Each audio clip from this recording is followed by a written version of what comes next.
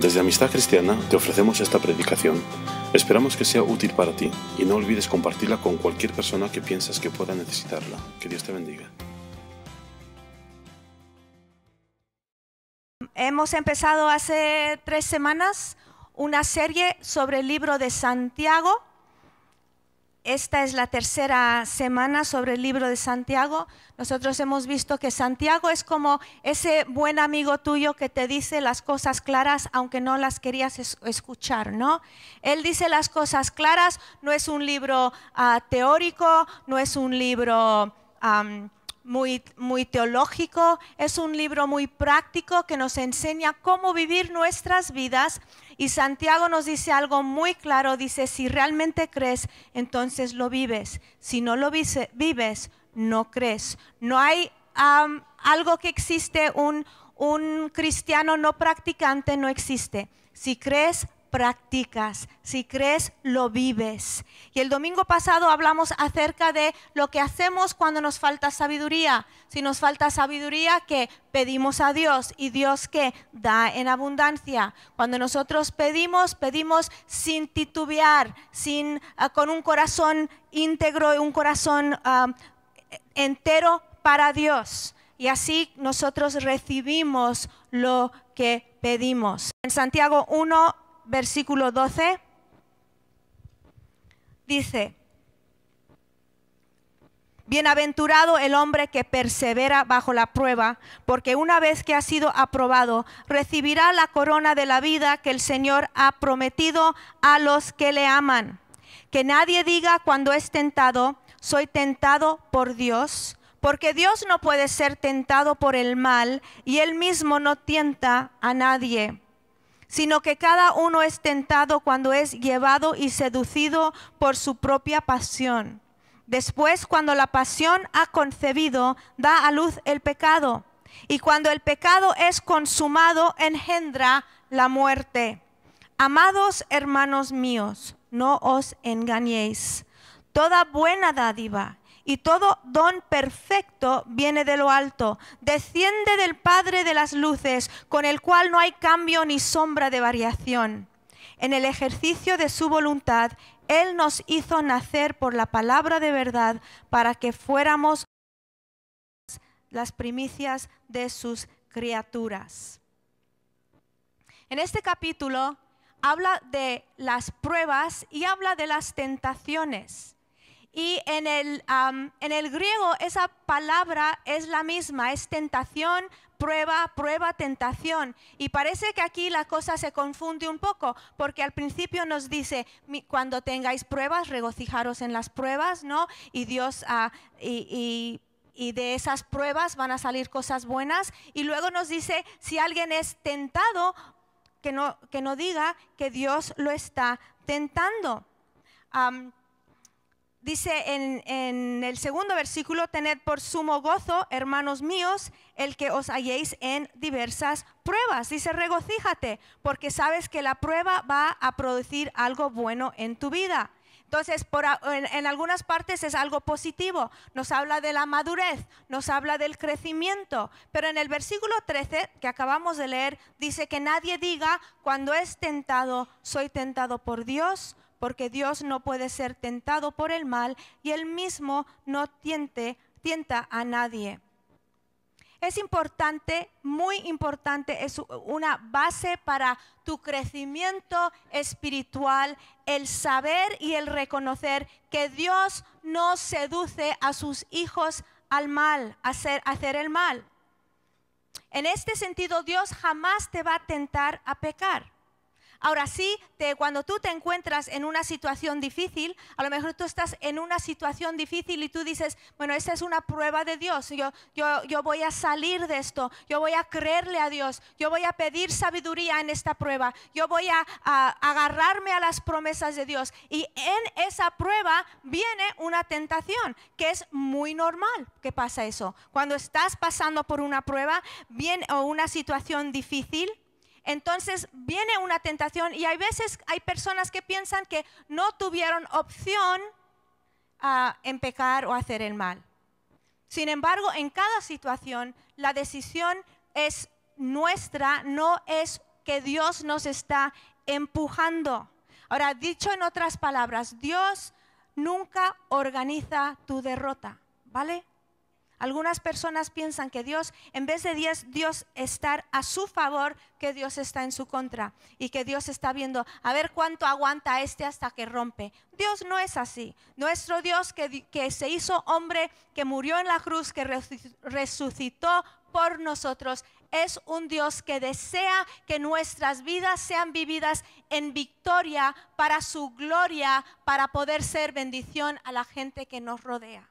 Una persona constantemente derrotada no tiene nada que dar a la gente a su alrededor. Una persona que vive en bendición, una persona que vive en la abundancia de lo que Dios les da en la persona interior, entonces esa persona tiene para dar a los que están a su alrededor.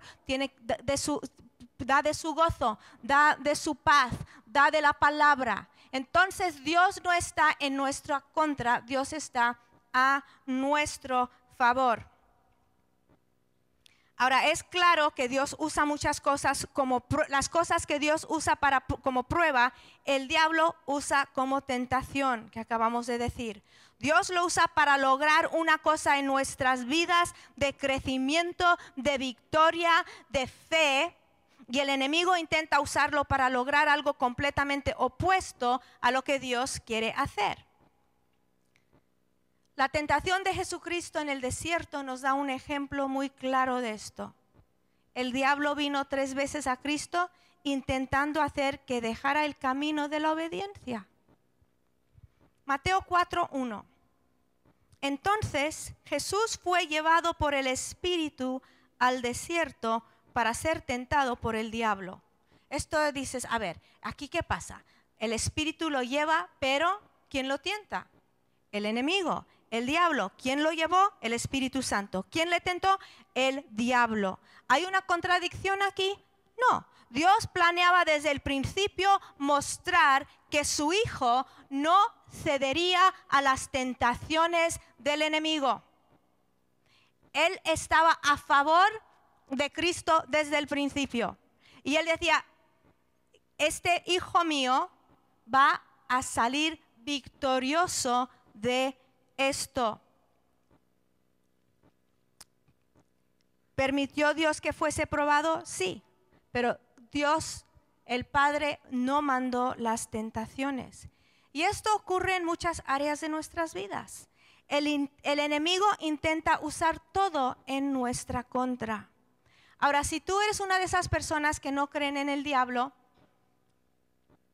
pues allá tú, ¿no? Pero el diablo está, el mal está a nuestro alrededor.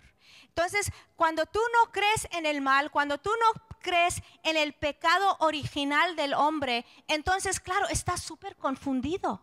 Dices, pero ¿cómo puede hacer un hombre eso? ¿Pero cómo puede ser una mujer eso? ¿Pero cómo puede pasar todo esto? Pero cuando tú vas a la palabra y tú ves que hay un maligno y que hay pecado, entonces todo empieza a encajar. Y es mucho más fácil entender cuando tú sabes que hay un diablo que roba, que mata, que hurta y que quiere que tú seas destruido. Entonces no estás, ay, ¿qué pasa aquí? Cuando el mundo, tú pensabas que el mundo iba a ser como una película de Disneylandia y no está saliendo así. ¿Por qué? Porque el diablo es real, el enemigo vive y no tenemos que tenerle miedo. No, yo no voy por la vida pensando en el diablo todos los días. Yo no encuentro un diablo detrás de cada esquina o un demonio detrás de cada banco. Bueno, algunos bancos sí, bancas,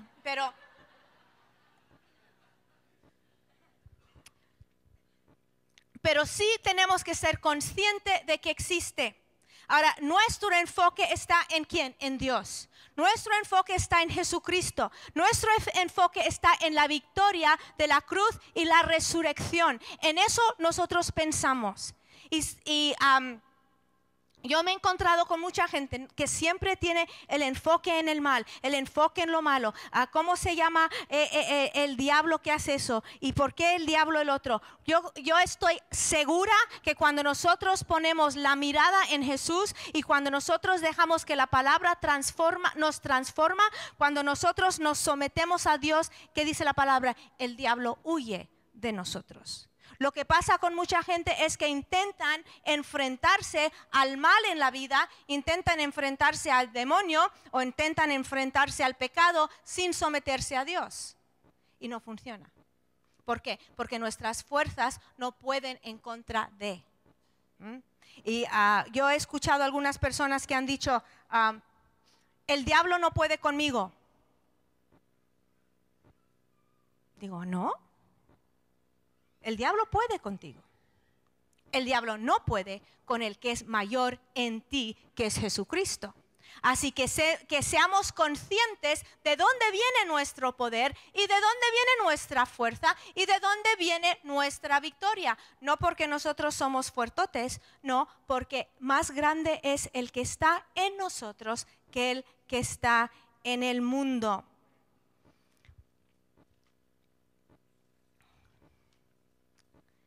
Lo que Dios desea, Él desea usar en nuestra vida para bien, el enemigo intenta usarlo para mal, ¿no? Podemos usar un ejemplo de si tú has perdido tu trabajo en los últimos meses. Entonces Dios puede usar este tiempo para bien, pero el diablo quiere tentarte para que dudes, para que te pongas nervioso, para que te comes las uñas, para que robes, yo no sé lo que te pone el enemigo en tu mente. Sin embargo, Dios usa esta misma situación para edificarte, para decir, bueno, pasa este tiempo, para pasar más tiempo con Dios, para disfrutar de la vida, para hacer muchas cosas mientras que esperas ese trabajo. Eso es un ejemplo nada más, ¿no? Pero lo mismo puede pasar si si Dios te da un buen trabajo, un aumento de sueldo, un aumento de responsabilidad. Dices, qué bueno, ¿no? Dios quiere esto para bien en mi vida. Y el enemigo dice, uy, este nuevo trabajo lo quiero usar para mal, que no respire, que nunca llegue a la iglesia, que no tenga tiempo para su familia, que se agobie. Entonces todo en la vida tenemos opciones, ¿no? Y nosotros somos los que decidimos quién vamos a permitir obrar en nuestra situación y en nuestra vida. Versículo 17. A mí me gusta este versículo mucho. Dice, toda buena dádiva y todo don perfecto viene de lo alto. Viene de lo alto, desciende del Padre de las luces, no del Padre de las tinieblas, del Padre de las luces, con el cual no hay cambio ni sombra de variación. Entonces, ¿qué está diciendo esto? Que Dios no es un Dios que un día está de mal humor y un día está de buen humor. No es un Dios griego, es un Dios, el Dios omnipotente, es el Dios de todas las cosas. En Él no hay nada malo. Él es el Dios de amor. Dios es amor. Entonces Él no cambia. Y cuando tú tienes un Dios que no cambia, tú te relajas. Porque cuando alguien te da así, dices, ¿será Dios? No, dice cada buena dádiva, cada cosa buena viene de Dios. Entonces, ¿qué sacamos de estos versículos? Uno, que las pruebas y las tentaciones son parte de la vida.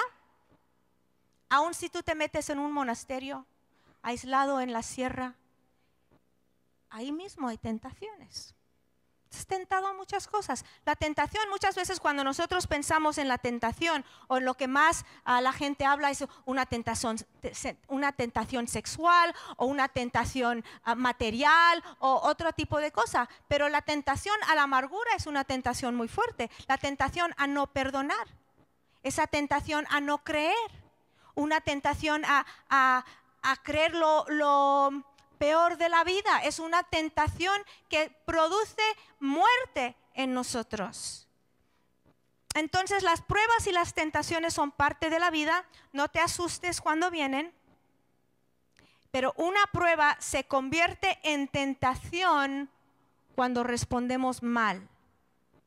Escondido en cada prueba hay una semilla de posibilidad de tentación. Yo creo que quizá eso es una de las razones porque los escritores del Nuevo Testamento no distinguían entre tentación y prueba, usaban la misma palabra porque entendían que toda cosa buena viene de Dios y es para nuestro bien y para su gloria, y entendían que lo malo, cuando hablaban de algo malo, no venía del Señor. Dios no peca ni nos obliga a pecar, pero dentro de cada prueba sí está esa semilla de tentación que Satanás usa para cosechar una cosecha de maldad en nuestras vidas, si se lo permitimos. Hebreos 4:15. Y no hay cosa creada oculta a su vista, sino que todas las cosas están al descubierto y desnudas ante los ojos de aquel a quien tenemos que dar cuenta. Esto es un buen versículo. Esto también te trae descanso, porque no hay nada escondido de Dios. Eso es una cosa buena. No tienes que ir escondiendo las cosas, no tienes que decir, uy, si Dios lo supiera. No, Dios ya lo sabe, entonces te relajas y empiezas a tratar con tu situación con la palabra de Dios. Versículo 14. Teniendo pues un gran sumo sacerdote que trascendió los cielos, Jesús, el Hijo de Dios, retengamos nuestra fe, porque no tenemos un sumo sacerdote que no pueda compadecerse de nuestras flaquezas, sino uno que ha sido tentado en todo como nosotros, pero sin pecado. Por tanto, acerquémonos con confianza al trono de la gracia, para que recibamos misericordia y hallemos gracia para la ayuda oportuna. Este versículo, esto es poderoso. ¿Qué dice? Dice, podemos clamar a Cristo porque Él es conmovido con nuestra situación. Él se compadece de nosotros. Él se compadece de nuestras flaquezas. Él entiende hasta las tentaciones. ¿Por qué? Porque dice, teniendo pues un gran sumo sacerdote que trascendió los cielos, Jesús, el Hijo de Dios, retengamos nuestra fe, porque no tenemos un sumo sacerdote que no pueda compadecerse de nuestras flaquezas, sino uno que ha sido tentado en todo, como nosotros, pero sin pecado. No es un Dios, como hoy dije, un Dios griego tentado y que se cae y que hace barbaridades. Cristo, un Dios tentado sin pecado. Entonces, podemos nosotros ir a Él. Él sabe. Isaías 53:3 le llama varón de dolores, experimentado en aflicción. Cristo se enfrentó a todo tipo de tentación. Primero de Juan 15. Dice, no améis al mundo ni las cosas que están en el mundo. Si alguno ama al mundo, el amor del Padre no está en él. Porque todo lo que hay en el mundo, la pasión de la carne, la pasión de los ojos y la arrogancia de la vida, no proviene del Padre, sino del mundo. Y el mundo pasa y también sus pasiones, pero el que hace la voluntad de Dios permanece para siempre. ¿Qué nos decía en Santiago? Corona de vida, permanece para siempre. Aquí vemos que dividen la tentación o las pasiones en tres cosas: la pasión de la carne, la pasión de los ojos y la arrogancia de la vida. Y dicen que ninguno de esos viene de Dios, sino viene del mundo, viene de nuestro alrededor, viene de nuestro ambiente. Nosotros vivimos en un mundo, andamos en el mundo, hay un ambiente a nuestro alrededor que se nos pega, ¿no? Se nos pega el mundo en el que vivimos. Dice, la pasión de la carne o los deseos de la carne. Esto puede ser cualquier cosa que crees que si tú lo tienes te va a hacer más feliz. La pasión de los ojos es algo que no querías hasta verlo, ¿no? Te daba igual. Estás caminando por la calle, ves un escaparate, no tenías ganas de nada y ves algo.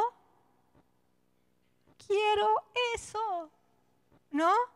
O un chico o una chica, hasta que no los viste no los querías.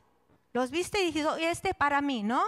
¿Por qué? Deseos de qué? Los ojos, pasiones de los ojos. Y la arrogancia de la vida es ese deseo de reconocimiento, de respeto, de eso.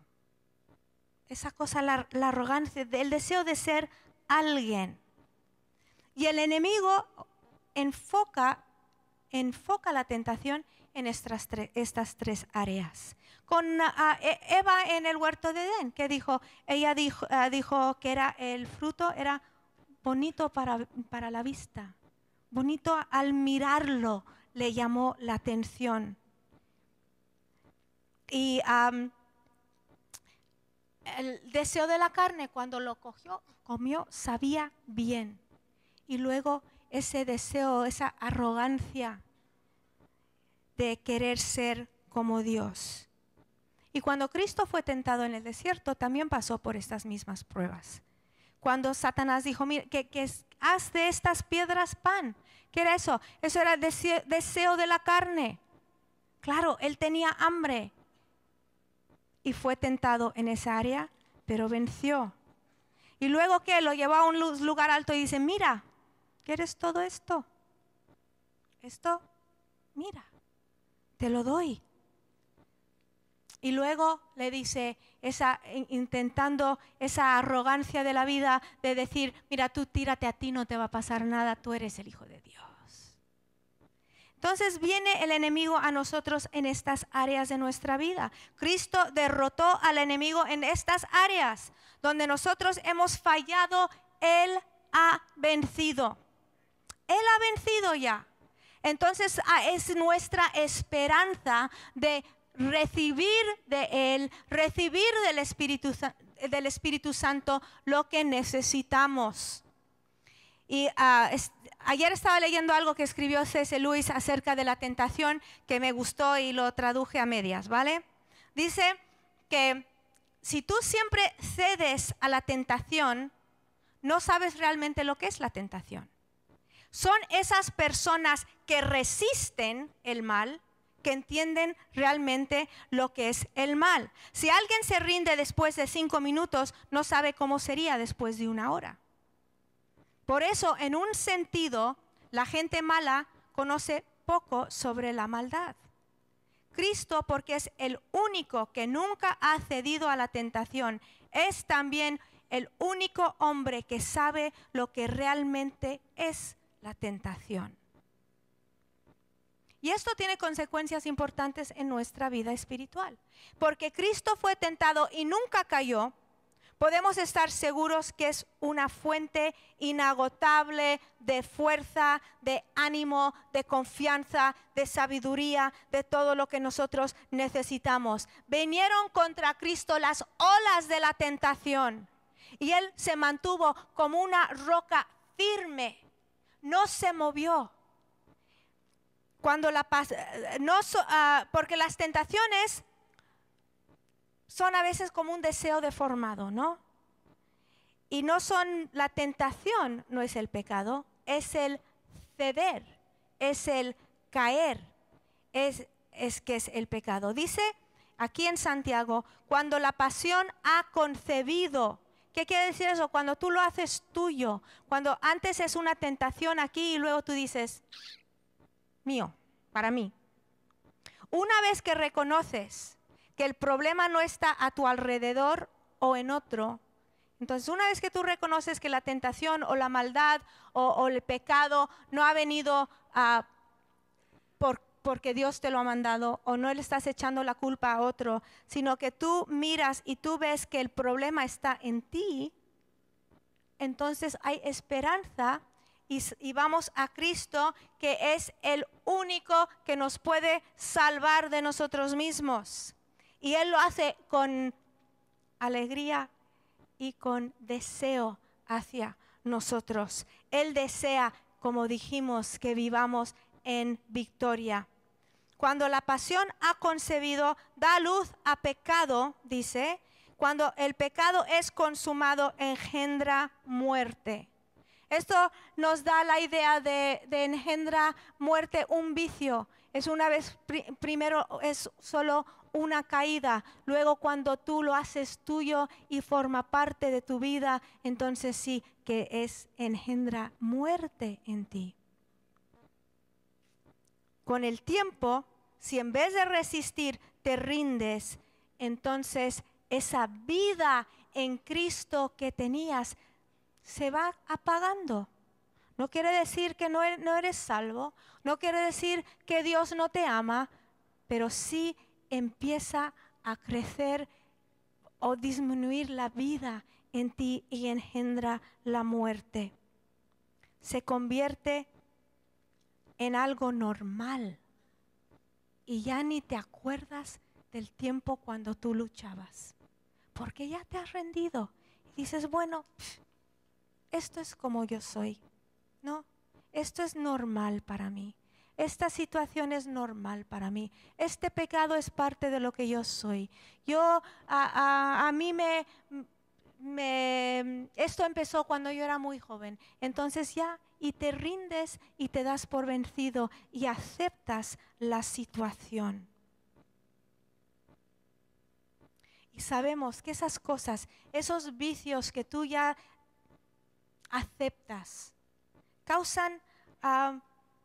matan muchas cosas, matan relaciones, te matan la autoestima, te mata la confianza con Dios. Tú dices, yo no me puedo acercar a Él. Yo le amo pero ahí distante, o yo creo en Él pero ahí por ahí.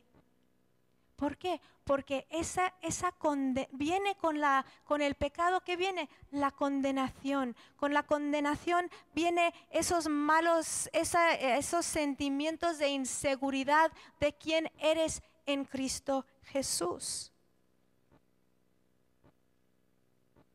Todo el mundo es tentado. Dios no tienta a nadie. Resiste en esta mañana echarle la culpa a Dios o enfadándote con Dios. Algunas personas se enfadan con Dios por haberme dejado hecho eso. Pero Dios, ¿por qué yo estaba entrando en ese lugar y Dios podría haberme parado? ¿Cómo? ¿Con una escopeta? A ver, ¿qué es lo que quieres en esta vida? ¿Quieres un Dios que no te da la libertad de vivir? No. ¿Queremos ser marionetas? No. Entonces Dios nos da la oportunidad todos los días de amarle, odiarle, de servirle o ir nuestro propio camino, de abrir nuestras vidas a Él o cerrar nuestros corazones a Él.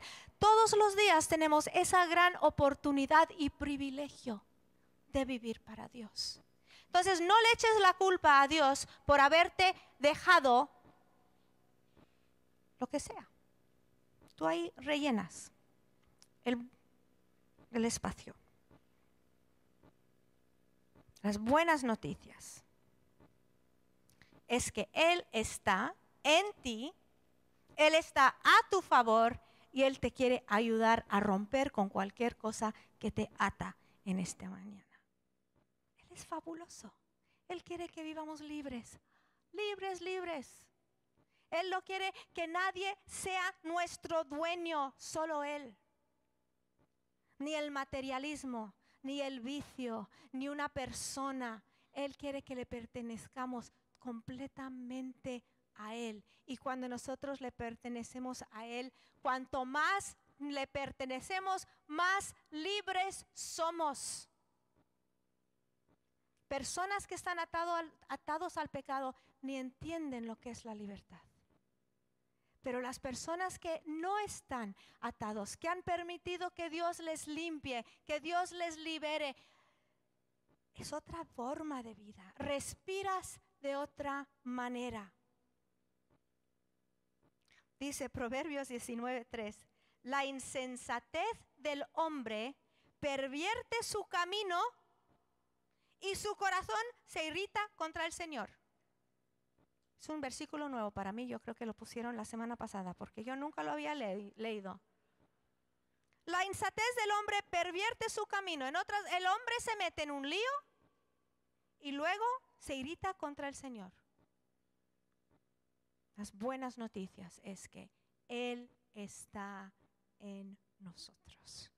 Dice, bienaventurado el hombre que persevera bajo la prueba, porque una vez que ha sido aprobado, recibirá la corona de la vida que el Señor ha prometido a los que le aman.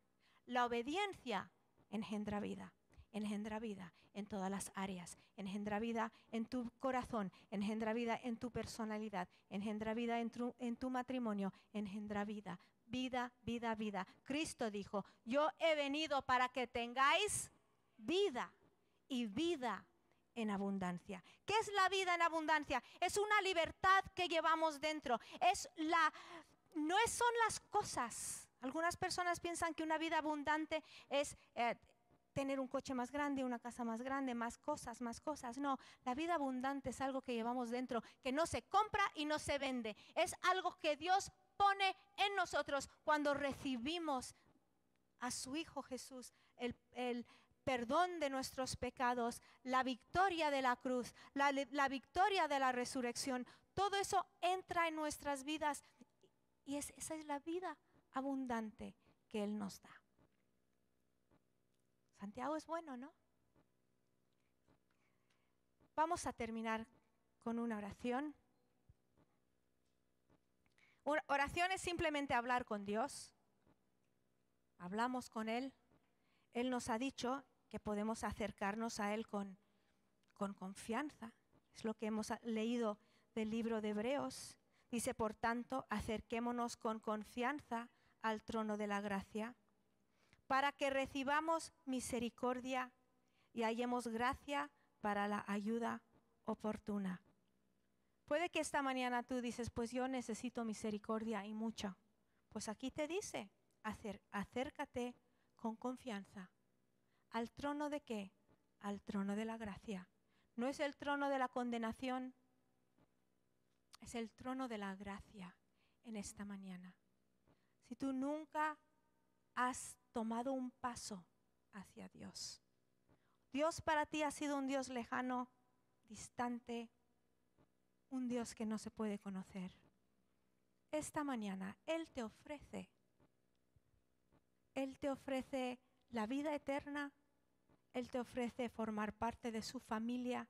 Y cuando digo la familia de Dios, no estoy hablando de amistad cristiana, no estoy hablando de un grupo.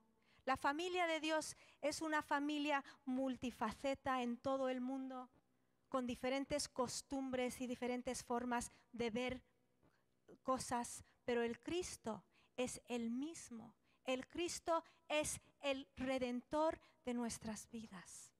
Y si tú no le conoces en esta mañana, simplemente abre tu vida a Él. Y yo necesito lo que han estado hablando aquí. Yo necesito perdón, yo necesito misericordia. Yo estoy cansado de luchar contra la tentación y nunca ganar. Abre tu vida al que te quiere ayudar, al que te quiere sostener, al que te quiere dar sabiduría en medio de la tentación y la prueba. Se llama Cristo, Jesucristo, nuestro Señor Jesucristo. Los que han estado luchando con tentación, los de la casa, pues mayor es el que está en vosotros que el que está en el mundo. Poner el enfoque en Cristo, recibir de la fuerza que Él te ofrece, pide la sabiduría que Él te ofrece y vamos a vivir en victoria para su gloria y para su honra. Señor, te amamos en esta mañana y te damos gracias porque tú no eres un Dios que no puede entender por lo que estamos pasando. Tú eres un Dios que ha pasado por todo como nosotros. No has caído en pecado. Fuiste tentado, pero no cediste al enemigo. Tú eres no solo nuestro ejemplo, eres también el poder para poder vivir esta vida. Pido por cada persona aquí. Pido por las personas atadas por vicio, que tú les puedas levantar la cabeza o que ellos puedan tener un vistazo de lo que es vivir una vida en libertad. ¿Y qué es lo que tú deseas para ellos? Que lo deseen ellos también. Pido por personas que luchan contra la tentación en tantas áreas y se sienten tan derrotados. pido, Espíritu Santo, que también les llenes de fe, les llenes de esperanza y más que nada, que puedan verte como tú eres, porque cuando te vean, van a querer vivir solo para ti. Te amamos en esta mañana, Señor. Bendecimos esta semana. Pedimos tu bendición, tu provisión sobre cada persona aquí.